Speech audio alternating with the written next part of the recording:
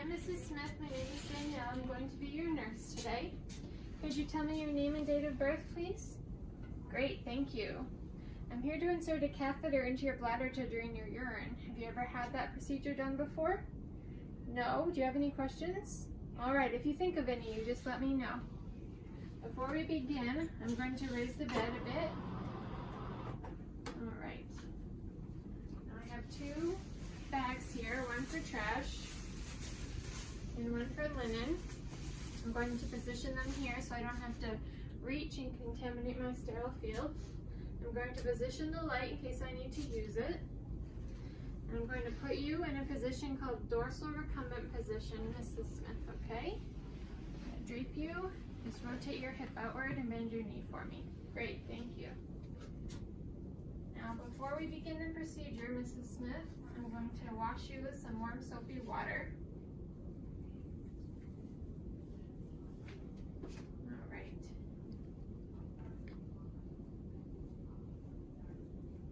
There, and dry you. Okay. Remove my dirty gloves. Wash my hands. Okay. I have a drape here, Mrs. Smith, that I'm going to place under your hips. If you could please lift them for me. Very good. I'm going to put on my sterile gloves without any contamination.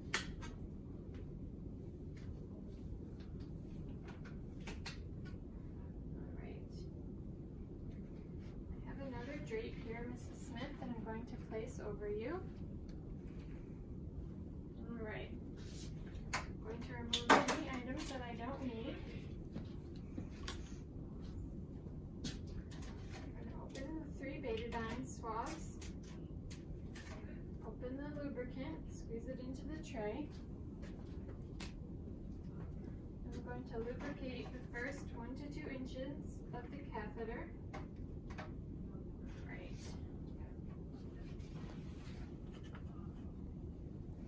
Position the tray close enough for the urine to drain, but not to contaminate it.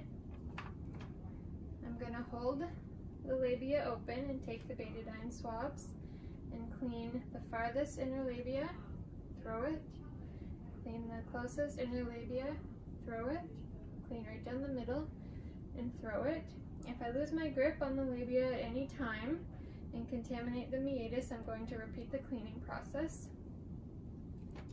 All right, Mrs. Smith, I'm going to make sure this is well lubricated, and I'm going to insert it into your urethra. Could you bear down for me, please? While I'm inserting, could you take some deep breaths until the pain subsides? All right, here we go. I'm going to insert it 2 to 3 inches, an additional 1 to 2, and if I meet resistance, I'm going to rotate the catheter. If I touch the catheter against the labia at any time, I'm going to start over.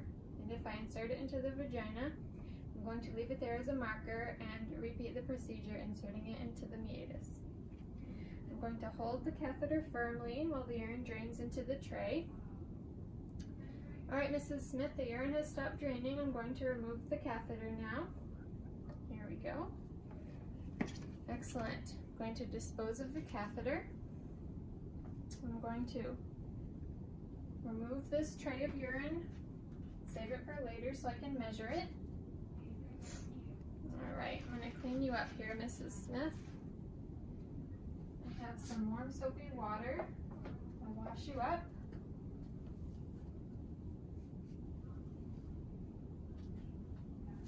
There. Now I'm going to clean up this, remove my gloves. My hands. I'm going to return you into a comfortable position, Mrs. Smith. There you go. Okay. Now I'm going to document my findings, which include the amount of urine and how the patient tolerated the procedure. And I'm also going to remove the dirty linen and the dirty trash. I'm going to make sure my patient has their call bell, and I'm going to put the bed down to the lowest position. If I was inserting a catheter on a male patient, I would retract the foreskin if the patient wasn't circumcised. I would hold the penis with my non-dominant hand, and I would use the 3 swabs to clean from the meatus partially down the scrotum in a circular motion. Then I would hold the penis at a 90-degree angle. I would lubricate the first 5 to 7 inches of the catheter, and then I would insert the catheter 7 to 9 inches while asking the patient to bear down.